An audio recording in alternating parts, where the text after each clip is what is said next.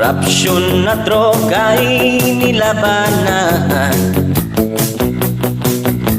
Tinutugis mo ang kasamaan.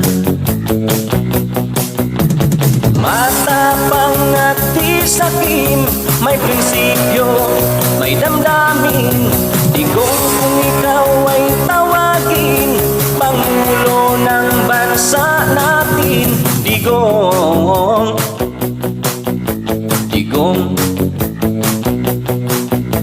Digong. Pilipinas ay nilinis mo.